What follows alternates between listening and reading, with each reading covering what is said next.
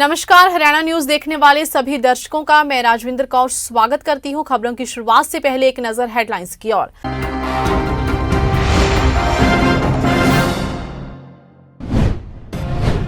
करनाल में जिला सचिवालय के सामने चल रहा किसानों का धरना समाप्त। सरकार ने मानी किसानों की मांगे। मृतक किसान के परिवार को डीसी रेट पर दी जाएगी नौकरी। एचपीएससी की परीक्षा कल, मार्केट रहेंगे बंद। भारी वाहन की भी नो एंट्री।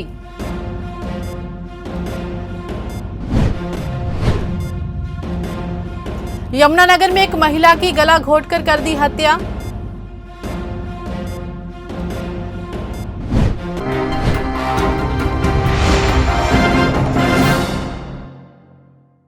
खबरें विस्तार से। बस्ताड़ा टोल प्लाजा पर हुए लाठीचार्ज के विरोध में करनाल के जिला सचिवालय के सामने चल रहा किसानों का धरना 5वें दिन खत्म हो गया है। सरकार ने किसानों की अधिकतर मांगे मान ली हैं। प्रशासन व संयुक्त किसान मोर्चा ने प्रेस वार्ता कर जानकारी दी है। सरकार ने मृतक किसान सुशील काजल को परिवार में 2 लोगों को डीसी रेट पर नौकरी देने की बात कही और एसडीएम मामले में हाईकोर्ट के रिटायर्ड जज से इस मामले में जांच करवाई जाएगी। शुक्रवार को संयुक्त किसान मोर्चा व प्रशासन के साथ मीटिंग हुई। इस मीटिंग में एसीएस देवेंद्र सिंह व जिला प्रशासनिक अधिकारी व किसान नेता गुरनाम सिंह चढ़ूनी सहित भारतीय किसान मोर्चा के 13 किसान नेता मौजूद रहे। गौरतलब है कि 28 अगस्त को बस्ताड़ा टोल प्लाजा पर भाजपा की मीटिंग का विरोध कर रहे किसानों पर पुलिस द्वारा लाठीचार्ज किया गया था, जिसमें कुछ किसान घायल हो गए थे। संदिग्ध परिस्थितियों में रायपुर के किसान सुशील काजल की मौत भी हो गई थी। इसी को लेकर किसानों ने कहा था कि किसान सुशील काजल की मौत पुलिस के लाठीचार्ज की वजह से ही हुई है। लाठीचार्ज मामले में किसानों ने सरकार से मांग की थी कि सुशील काजल के परिवार को 25 लाख रुपए व सरकारी नौकरी दी जाए और घायल हुए किसानों को 2-2 लाख मुआवजा दिया जाए और एसडीएम आयुष सिन्हा के खिलाफ पर्चा दर्ज कर उसे सस्पेंड कर मामले की जांच की जाए। इसके विरोध में किसानों ने 7 सितंबर को नई अनाज मंडी में महापंचायत बुलाई और करनाल के जिला सचिवालय का घेराव कर दिया। 4 दिन तक किसानों ने जिला सचिवालय के सामने ही धरना दिया।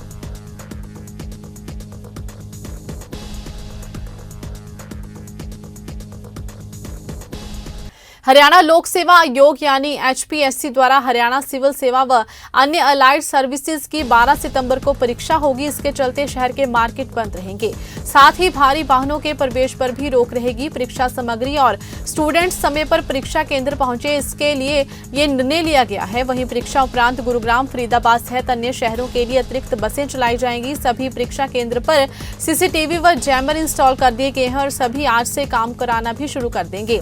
रेवाड़ी में करीब 37 परीक्षा केंद्रों पर परीक्षा होनी है। परीक्षा केंद्र पर जिनकी ड्यूटी रहेगी वे अधिकारी व कर्मियों को स्मार्टफोन इस्तेमाल की मनाही रहेगी। परीक्षा को लेकर डीसी व एसपी ने अधिकारियों की मीटिंग की और दिशा निर्देश जारी किए हैं। परीक्षा देने वालों को भी कहा गया है कि वे परीक्षा केंद्र पर मोबाइल, अंगूठी, कड़े, चेन आदि पहनकर या लेकर ना आए। साथ ही परीक्षा केंद्र तक परीक्षा सामग्री जाने व आने की वीडियोग्राफी भी करवाई जाएगी।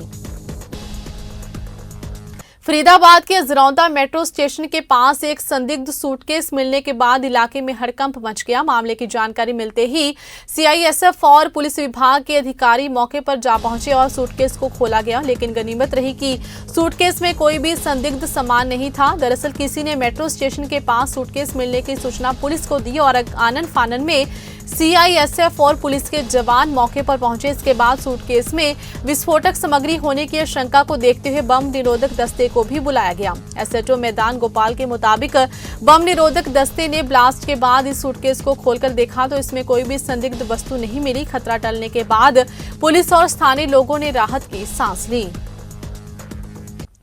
यमुनानगर में एक महिला की गला घोंटकर हत्या कर दी गई और उसका शव खेतों में फेंक दिया गया। यमुनानगर के थाना छप्पर के गांव भाभौली के पास खेतों से एक महिला का शव बरामद हुआ है। महिला पहनावे से मुस्लिम लग रही थी। अभी तक उसकी शिनाख्त नहीं हुई है। डीएसपी प्रमोद कुमार ने बताया है कि किसी व्यक्ति ने इसकी सूचना थाना प्रभारी को दी। महिला की उसी की चुन्नी से गला घोंटकर हत्या कर दी गई लगती है। उन्होंने बताया कि मृतक की शिनाख्त के लिए 72 घंटे तक शव को पोस्टमार्टम रूप में रखा जाएगा। उसके बाद पोस्टमार्टम करवाया जाएगा। इसके बाद पुलिस कार्रवाई अमल में लाई जाएगी। उन्होंने कहा कि प्राथमिक दृष्टि से महिला की हत्या की गई लगती है। ओलंपिक खेलों में ऐतिहासिक गोल्ड मेडल जीतने वाले खिलाड़ी नीरज चोपड़ा का शनिवार की सुबह एक और सपना सच हो गया, जब उन्होंने पहली बार अपने माता पिता को फ्लाइट की यात्रा करवाई। इस मौके पर उन्होंने अपने सोशल मीडिया अकाउंट्स पर माता पिता की तस्वीरें शेयर की हैं। गौर रहे कि नीरज अपनी उपलब्धि के बाद चर्चा का विषय बन गए हैं, लेकिन हरियाणा का ये खिलाड़ी अभी भी जमीन से जुड़ा हुआ ही दिखाई देता है। उन्होंने ट्वीट करते हुए लिखा कि आज जिंदगी का एक सपना पूरा हुआ, जब अपने माँ पापा को पहली बार फ्लाइट में बैठा पाया। सभी की दुआ और आशीर्वाद के लिए हमेशा आभारी रहूंगा। सीएम अनाउंसमेंट के तहत शहर के पुरानी कचहरी रोड पर बनने वाले commercial complex, shopping mall, auditorium, park और वाहनों की पार्किंग स्थल जल्दी बनेगा। शॉपिंग कॉम्प्लेक्स बनाने को लेकर बैठकों का दौर भी शुरू हो गया है। सिविल लाइन थाना वाली जगह पर करीब 10 एकड़ में शॉपिंग कॉम्प्लेक्स, मॉल, ऑडिटोरियम, वाहन पार्किंग और एक पार्क भी बनाया जाना है। इस दौरान हरियाणा शहरी विकास प्राधिकरण हुड्डा विभाग को जल्दी से जल्दी भूमि स्थानांतरण करने के बारे में कहा गया है।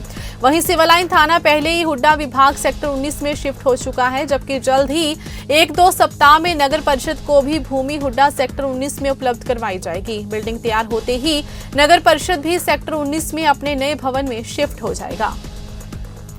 इंद्री की नगर पालिका हाउस की मीटिंग आज विधायक राम कुमार कश्यप की अध्यक्षता में हुई, जिसमें लगभग सभी पार्षद मौजूद रहे। मीटिंग में कई अहम मुद्दों पर मोहर भी लगी। वार्ड नंबर 4 से काका वोहरा पार्षद प्रतिनिधि ने लाइट बंदरों का मुद्दा उठाया, जिसको लेकर शहरवासियों को काफी परेशानी हो रही थी। उन्होंने बताया कि बंदरों के उत्पात से पूरा शहर परेशान है। कई बार ये बंदर आम जन पर जानलेवा हमला भी कर देते हैं। ये समस्या विधायक राम कुमार कश्यप की मौजूदगी में रखी गई, जिस पर सबकी सहमति बन गई। इसी के साथ मीटिंग में मौजूद नगर पालिका के चेयरपर्सन शिवानी गोयल ने कहा कि बंदरों को लेकर एक कमेटी गठित कर दी गई है। ये कमेटी इन बंदरों को पकड़ेगी और इन्हें यमुनानगर के फॉरेस्ट विभाग के जंगलों में छोड़कर आएगी। यमुनानगर में गणेश उत्सव बड़ी श्रद्धा के साथ मनाया गया। श्रद्धालुओं ने गणेश चतुर्थी पर मिट्टी से बनी गणेश की मूर्ति खरीदी और विधिवत रूप से अपने घर पर ले जाकर स्थापित की और पूजा अर्चना की। श्रद्धालुओं ने गणपति बप्पा मोरिया का उद्घोष करते हुए उनकी स्तुति की। यमुनानगर में हर साल की तरह इस बार भी राजस्थान से आए कलाकारों ने कई दिन पहले से ही गणेश जी की मूर्तियां तैयार की। कलाकारों का कहना था कि कोरोना काल के चलते उनकी बिक्री में भारी कमी देखने को मिल रही है। टेम्परेचर रीडर और शुगर मॉनिटरिंग कार्ड का आविष्कार करने पर पूरे देश में प्रथम आने वाली मॉडर्न बीपी स्कूल की छात्रा को फरीदाबाद के पुलिस कमिश्नर विकास अरोड़ा ने बधाई दी और अपने कार्यालय में बुलाकर उनसे मुलाकात की। इसके अलावा और भी अच्छे स्थानों पर रहे विद्यार्थियों को भी पुलिस कमिश्नर ने बधाई देते हुए उनकी मेहनत को सराहाया। इस मौके पर फरीदाबाद के जिला उपायुक्त जितेंद्र यादव भी मौजूद रहे। बता दें कि देश भर के 748 स्कूलों ने इस प्रतियोगिता में हिस्सा लिया था, लेकिन फरीदाबाद की छात्रा और उसके साथियों ने इस आविष्कार में प्रथम स्थान प्राप्त किया है। बच्चों के कोच नवीन जोशी की माने तो इन बच्चों की ये पहली उपलब्धि नहीं है, बल्कि इससे पहले भी इन बच्चों ने करके न केवल स्कूल बल्कि फरीदाबाद जिले का भी नाम रोशन किया है।